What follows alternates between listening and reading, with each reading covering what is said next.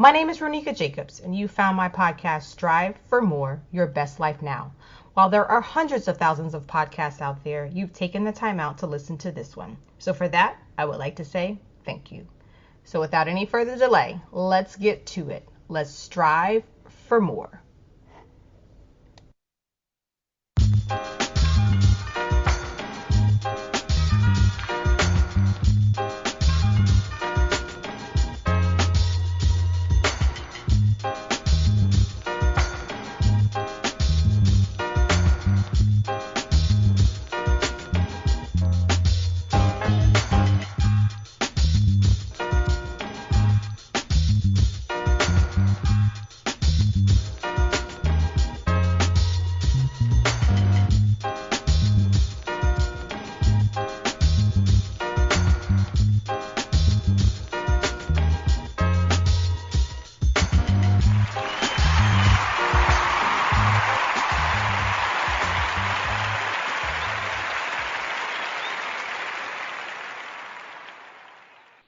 My next guest, Tom Tika, is striving for more in life as a musician.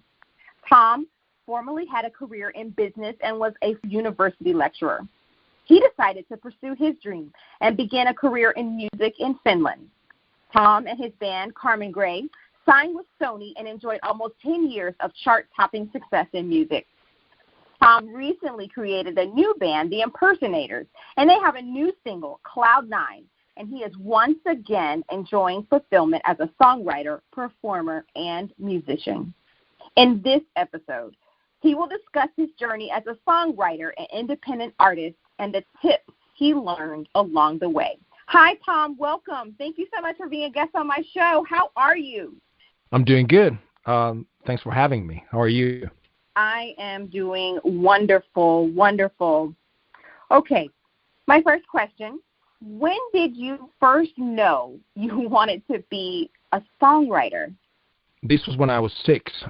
My mom and dad, they always had music on around the house in the car, and I remember clearly. Dad took me with him. We need to get some gas, and as my dad went inside, in those days you didn't pay at the pump, but you went inside to pay at the gas station. I stayed in the car, and my dad had a new tape that he had bought, Paul Anka's, and there was a song on it that caught my attention, a song called Lonely Boy. And that was one of the first times that I completely stopped what I was doing and played the song over and over again. I think I listened to it about 4 times before my dad got back. And what I was impressed by was Paul Anka's double-track lead vocal. That was one of the first times. What Paul Anka and the Beatles were doing was that they double-tracked their voices. And mind you, I was 6, and the fact that music started resonating at such a young age, it's a little bit weird. But that's how I got started, or how it all started. When I went home, I asked my dad to give me a little tape player, and I played the heck out of that tape. I still have the tape. I bought the album as a CD also, because nobody plays tapes anymore. But yeah, that's how it happened. I figured out after listening to the tape about 1,000 times that I wanted to write songs. I wanted to try my hand at that. Of course, the first song that I wrote were not very good. One was called Coca-Cola Song, and the worst part of it that I remember, it's a ghastly ditty. So many people write songs, but never have the courage to perform them. How did you feel comfortable writing and then performing your songs? Well, to tell the truth, like I said, the first songs that I wrote, but I suppose I was a bit big-headed always, even as a kid. I remember thinking that they were great. Listening back to them now, I mean, if I had to perform them now, the stuff that I wrote when I was 6, maybe this, and what better way to test your songs than to play them to your parents, friends, and anybody who would listen. And so, it's weird. I know a lot of people write, and they write lots and lots of songs and for a very long time, but yet never find the courage to perform their own music, but it wasn't like that for me. I think that nowadays I'm more aware of the fact that the world is filled with incredibly talented writers, and I'm always a bit worried before a single comes out, and I'm thinking in terms of, wow, I hope people are going to like this. But as a young dude, I was pretty self-confident. But maybe that's what happens to you with age, and then disappointments, and life sort of, it just forces you on your knees a few times, and then you realize that maybe you're not the center of the universe and a perfect writer. But I'm glad that when I was a kid, I had the courage, because that's obviously how you learn. No, absolutely. So most musicians, of course, their dream is to get signed by a major record label.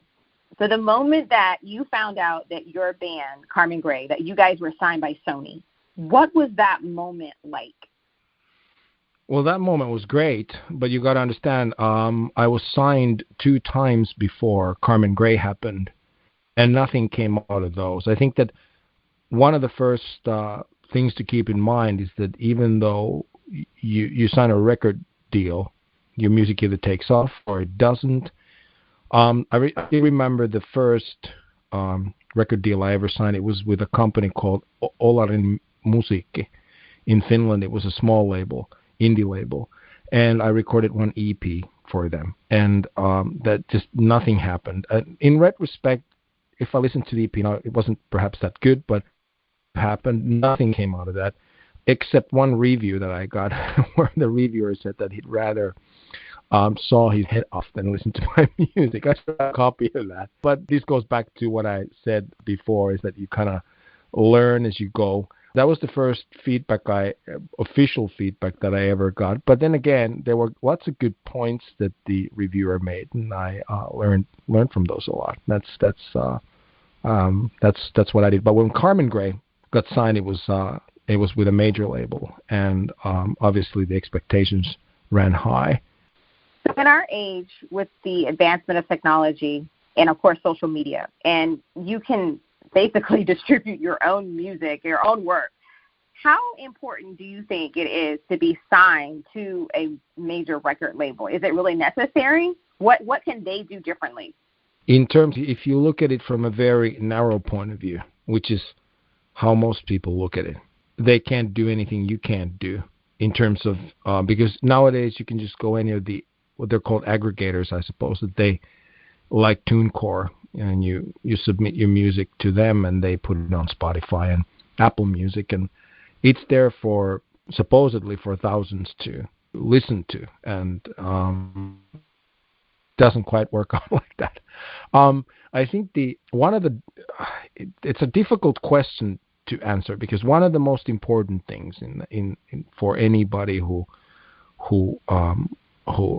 an aspiring songwriter or a career in music is to find the right people, because without the right people you don't have the right connections, and you will hit a glass ceiling rather quickly. There are thousands of blogs out there, web magazines, and you can have dozens of reviews, and you can have dozens of posts written about your music or you.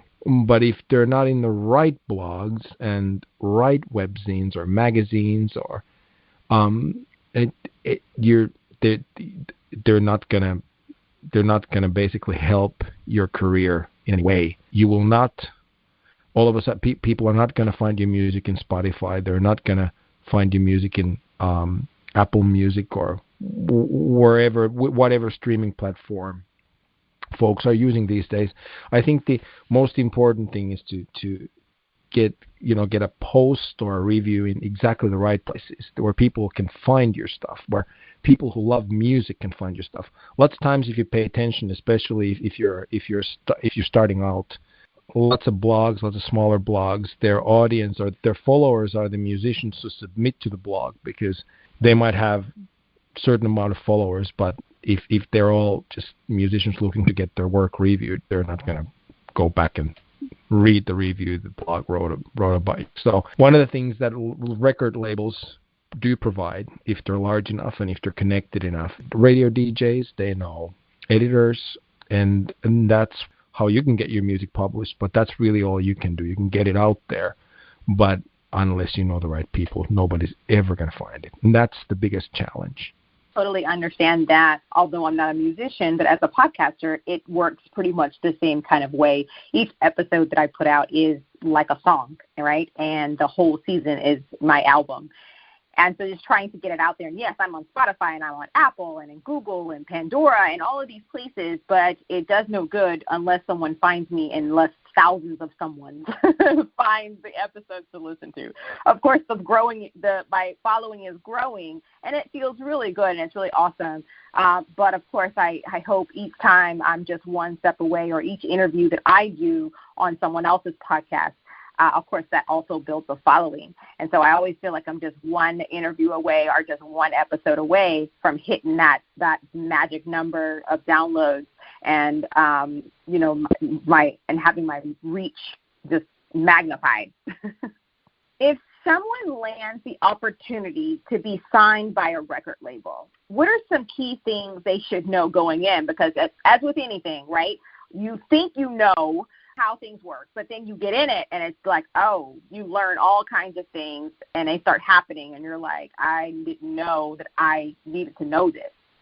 Well, one of the most important things to remember is that before you sign anything, have a lawyer look at it. It's contracts, especially publishing contracts, which nowadays they've always been, publishing contracts have always been infamous. And smaller labels especially, they have you sign a publishing contract rather than a record deal. And there's no harm in that, except that usually these contracts that they have you sign, if you're a singer out there listening to this and you're not writing your own music, you got to understand all the money is in songwriting, in royalties. If you go out on tour, you get money from touring, but also most of it is in songwriting because of the royalties. And so what the labels, they know that as well. And so labels have you sign publishing deals.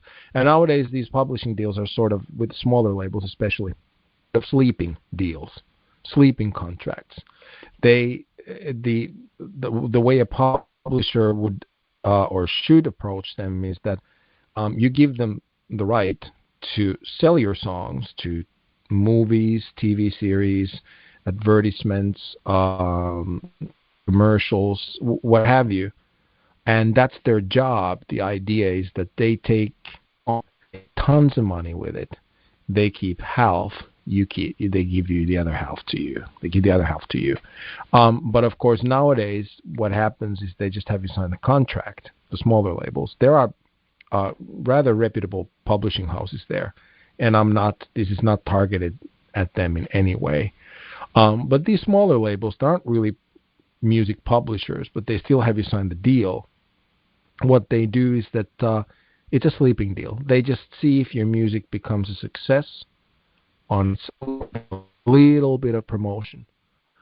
And then if a miracle happens and all of a sudden you top the charts, they have a publishing deal and they get half of everything the song makes. It very signing anything longer than 3 years. If you don't put any dates on the contract, or if they haven't put any dates on the contract, they've got you for life.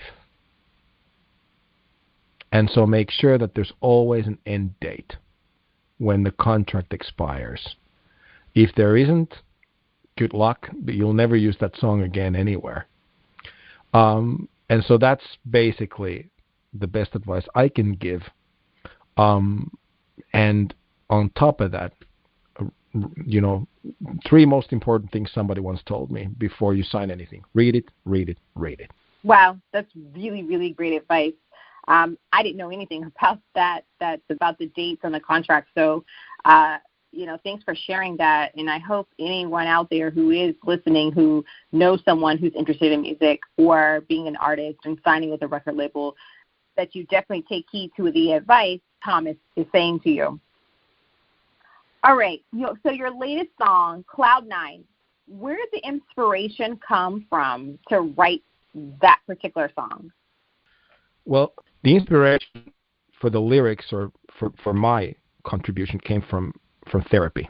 I've tried very hard not to write songs. I mean, for the impersonators, for that group, not to write songs that sound like Carmen Gray, because my mother and I a certain type of sound or type of songwriting style, or the way the melodies go for Carmen Gray.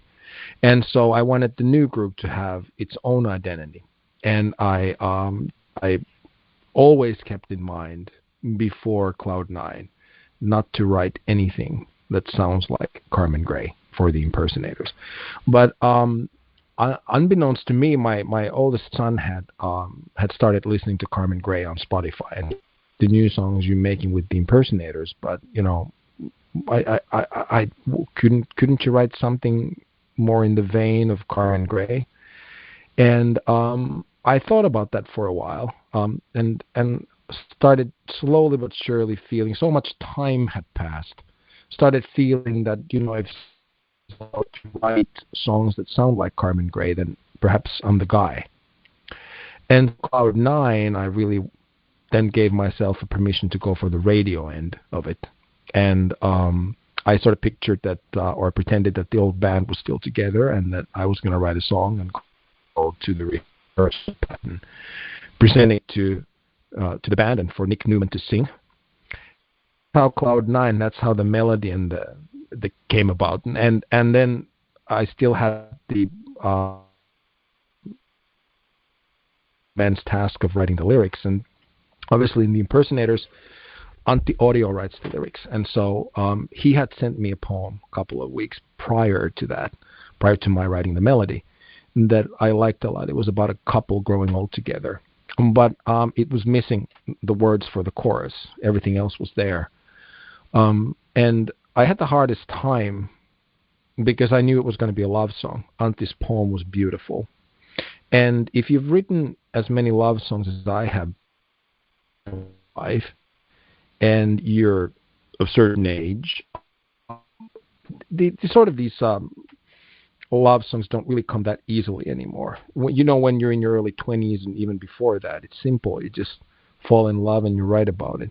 But then when somebody's put you through the grinder for a few times, then they don't, it feels stupid to sing these, or I feel stupid to sing these sort of about perfect love and all these cliches. And so I didn't know what the course was going to be about. And then when with the therapist I was going through, my sort of, what's the right word?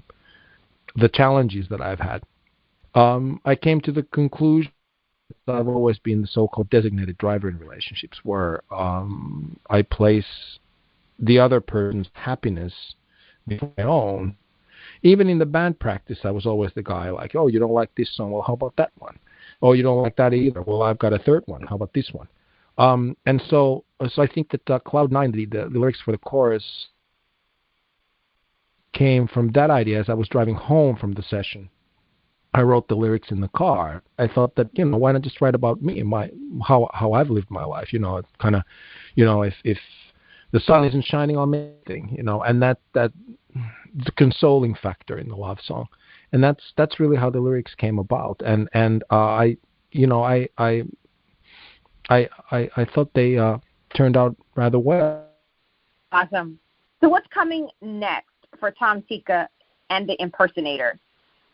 Well, the next release is going to be a song called Rodeo, and it'll come out. The label has set the date, but I can't remember it off. But we've taken a bit of a break.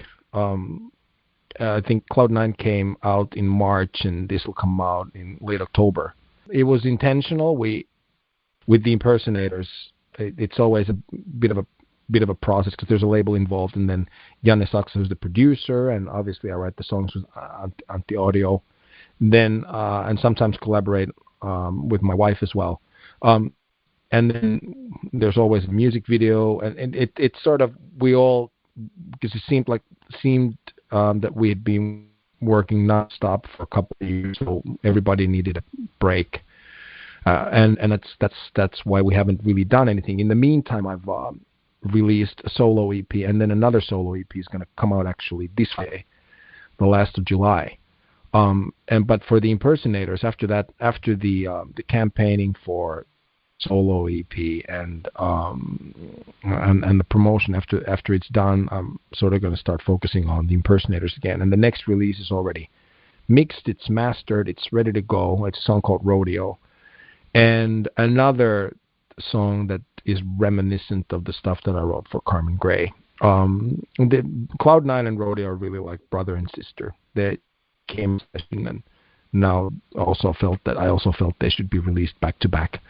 But then after Rodeo, I think sometime late February, we're going to pile up all singles we've past 2 years, and then there's a couple of new songs that have been recorded that will be mixed for an album that's going to come out then in February, late February, early March, and that album's going to be titled Ghost Town Radio. And well, I mean, we're not there yet, but I'm certainly looking forward. That's so awesome. And Tom, I really appreciate you, and I appreciate you sharing your journey as a musician. And hopefully, like I said before, it'll help other musicians out there who are wanting to follow that path as their career. All right, I have one last question. It has nothing to do with the topic that we've been talking about, but who are 2 people you would invite as special dinner guests, dead or alive? Well, Paul McCartney is somebody I would definitely want to have dinner with. He comes across as a really cool dude, a nice guy. I think that I'd have a great time with him, and also about 1,000 questions that I'd like to ask. The guy's a genius. Can't think of a better songwriter. Just to be in the same room with him, asking a few questions, hearing about the songs, hearing about the Beatles, his life, whatever he wants to share would be sort of a dream come true. Okay, and then in addition to Paul McCartney, another guy I would really like to hang out with, have dinner with, or a few drinks with, is Gene Clark of the Byrds. This is a guy that, once again, I'd have a zillion questions for. He, after the Byrds, Gene Clark released quite a few solo albums, none of which got the recognition they deserved. But I love him. He's a brilliant lyricist, outstanding songwriter, and had a very troubled life, and which was mostly due to quite a few bad decisions on his part. But again, somebody I admire greatly. I'd love to talk to him and get the inside scoop on a few songs.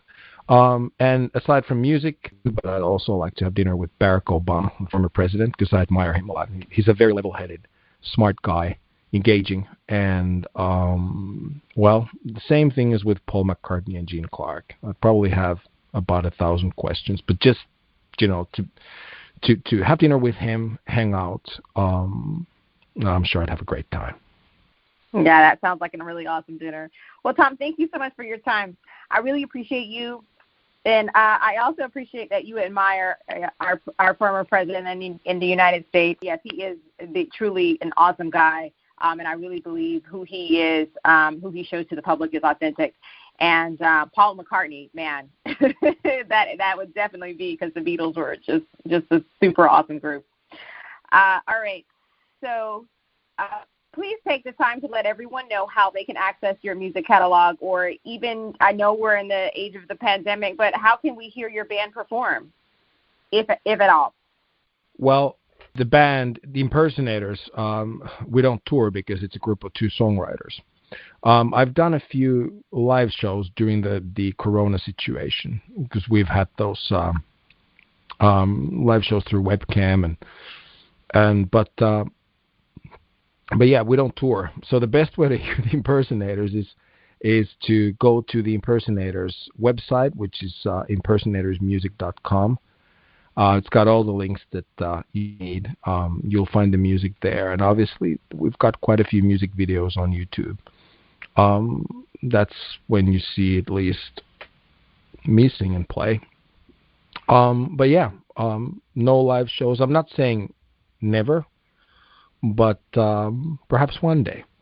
Any last words of encouragement for the listeners as they strive for more? Well, I mean, never stop dreaming. You stop dreaming, you stop living. Just believe in yourself. I suppose that really sums it up for me. Awesome. Well, Tom, I wish you nothing but blessings and abundance in your life and in the future for your music career. You've had a phenomenal career, and I know you are definitely striving for more. Who knows, your son who is 6, he may follow in your footsteps, and that would be fabulous. Please take care. You too, and thanks for having me on the show. I really had a great time. Following your dreams can be difficult, and sometimes the results are slow and arduous. When we are young, we have all types of ideas of what we're going to do when we grow up. Sometimes we achieve the dream, and sometimes we do not. And then other times we do achieve that dream, but it just happens a little later. All in all, make sure that you understand anything that you are getting into, especially when it comes to contracts. As Tom Tika said, the best advice he ever received was to read, and then read again. When in doubt, make sure you ask advice of others who have gone before you. Chances are they have experiences that they can share with you from their mistakes and things that happen to them. Is there something you are interested in but do not know how to get started? Send me an email at striveformore@email.com and tell me about the topic. I can probably find a guest who can share their wisdom and expertise, and hopefully that can get your wheels turning. Continue to strive for more and live your best life now. See you in the next episode.